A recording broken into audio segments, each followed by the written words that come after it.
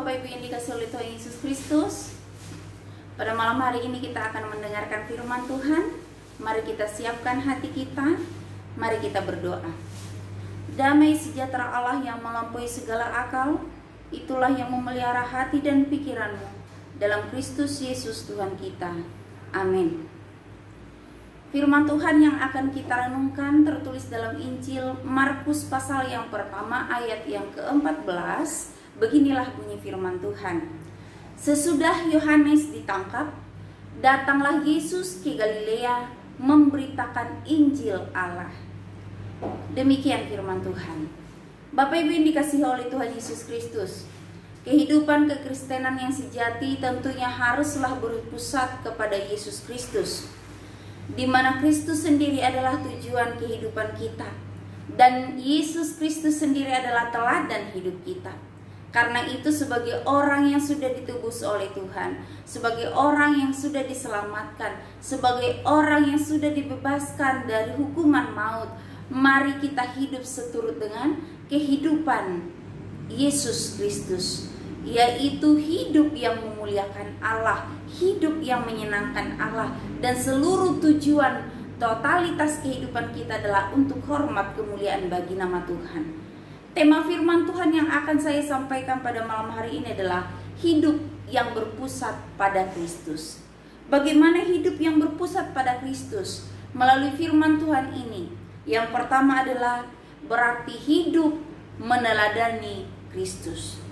Hidup yang berpusat pada Kristus bersangkut paut dengan bagaimana cara kehidupan kita ketika kita menjalani kehidupan di dunia ini. Tentu harus meneladani Kristus. Kehidupan yang berpusat pada Kristus berarti melakukan apa yang Yesus lakukan, mengerjakan apa yang Yesus kerjakan, berbuat sesuai dengan yang Yesus berbuat, yaitu tentunya berdasarkan kebenaran firman Tuhan. Inilah yang harus kita kerjakan sebagai umat tebusan Allah, sebagai umat yang telah diselamatkan oleh Allah. Yesus menjadi satu-satunya sentral kehidupan kita. Karena inilah sesungguhnya titik dari kekristenan itu. Kita harus sadar dan kita harus senantiasa memandang kepada Yesus, supaya langkah kehidupan kita itu benar-benar langkah yang menunjukkan bahwa kita adalah umat yang telah dimenangkan oleh Yesus Kristus. Itulah hidup yang berpusat pada Kristus, di mana hati, pikiran, perbuatan, perkataan kita seturut dengan kehendak Yesus sendiri. Dan yang kedua adalah jadilah pemberita Injil. Maka hidup yang berpusat pada Kristus adalah hidup yang mengambil bagian sebagai pemberita Injil. Mengapa ini penting? Karena memang Yesus sendiri ketika dia datang ke dunia, kehidupannya, teladan dan pengajarannya adalah dalam hal memberitakan Injil. Itulah yang dikerjakan oleh Yesus. Tujuannya apa? Supaya semakin banyak orang mengenal, bertobat dan percaya dan diselamatkan. Setelah Yesus kembali naik ke surga, maka mandat ini disampaikan kepada kita umat percaya untuk meneruskan pemberitaan Injil, sehingga semakin banyak orang mendengar dan semakin banyak orang mengenal Yesus Kristus dalam kehidupannya. Maka sama seperti Yesus yang datang dari satu tempat ke tempat lain, hendaknya kita pun bergerak maju, melangkah untuk mengikuti jejak Yesus dalam hal pemberitaan Injil. Ternyata sebagai umat tebusan Allah, ternyata hidup sebagai umat Allah yang berpusat pada Kristus tidak cukup disebut hanya sebagai orang Kristen saja. Tidak cukup disebut hanya sebagai pengikut Yesus saja. Tetapi ada tindakan, action yang harus kita kerjakan, yaitu bergerak bersama dengan Tuhan, maju bersama dengan Yesus dalam hal memberitakan Injil kerajaan Allah. Karena itu juga Yesus mengatakan kepada semua umat yang percaya, pergilah, jadikanlah semua bangsa muridku, dan baptislah mereka. Ini menandakan suatu perkara yang sangat agung, suatu perkara yang harus kita kerjakan, bahwa benar tujuan dari kedatangan Yesus adalah untuk menyelamatkan umat manusia. Namun pada kenyataannya Bapak Ibu yang dikasihi oleh Tuhan Yesus Kristus, walaupun Yesus datang ke dunia untuk menyelamatkan semua umat manusia, apakah memang semua selamat? Ternyata inilah menjadi pergumulan dalam kehidupan kekristenan itu. Tidak semua orang menerima Tuhan Yesus. Namun walaupun demikian, Injil harus terus kita beritakan, supaya pada akhirnya orang mendengar, semua orang mengenal Yesus Kristus, dan pada akhirnya juga banyak yang menerima, percaya, dan diselamatkan. Dan yang ketiga adalah hidup yang berpusat pada Kristus adalah tentunya harus hidup dalam kasih. Tuhan Yesus mengatakan, hukum yang pertama dan yang terutama adalah kasihilah Tuhan Allahmu.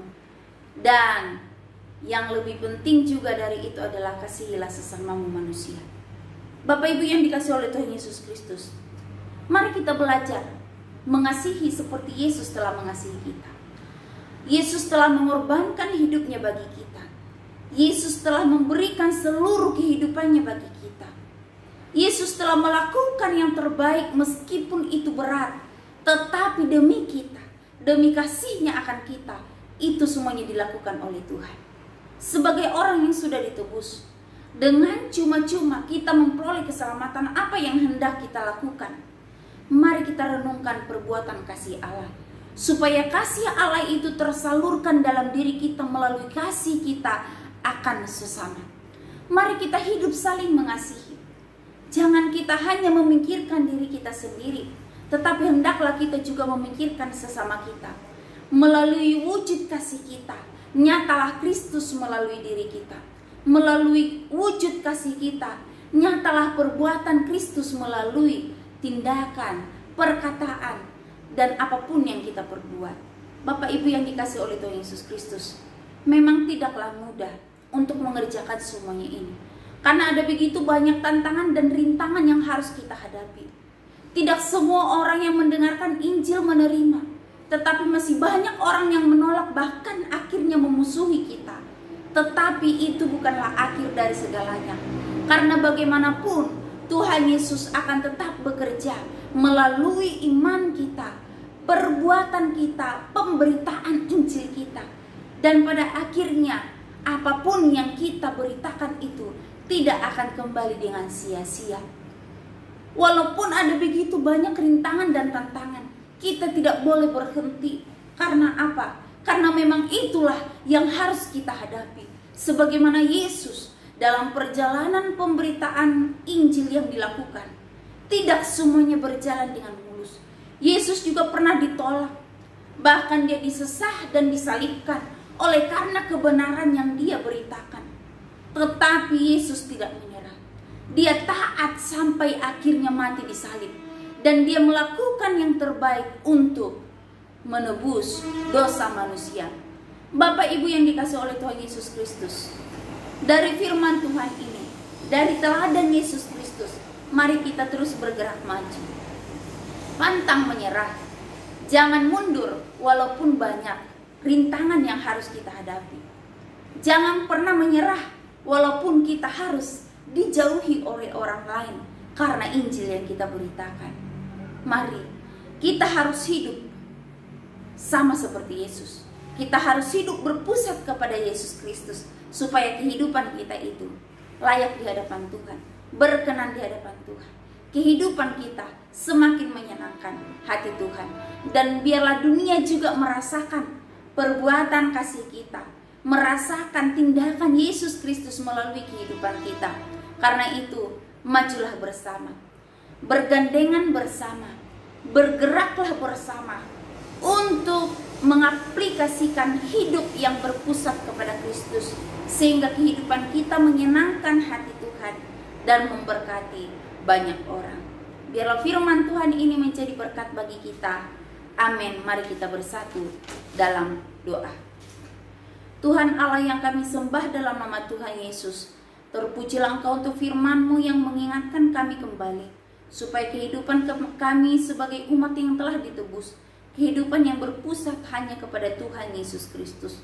Mampukanlah kami Tuhan untuk menjadi garam dan terang di tengah dunia ini, supaya kami mampu memberitakan Injil sesuai dengan amanat agung yang telah Tuhan berikan kepada kami. Terima kasih ya Tuhan. Biarlah hidup kami menjadi teladan, menjadi berkat bagi banyak orang. Tolonglah kami Tuhan, supaya kami dapat melakukannya dalam kehidupan kami tiap-tiap hari. Malam hari ini, sertai dan berkatilah kami. Berikan kedamaian, karena kami diam dan tinggal di dalam Tuhan Yesus Kristus. Terpujilah Engkau Tuhan. Dalam nama Tuhan Yesus kami sudah berdoa. Amin.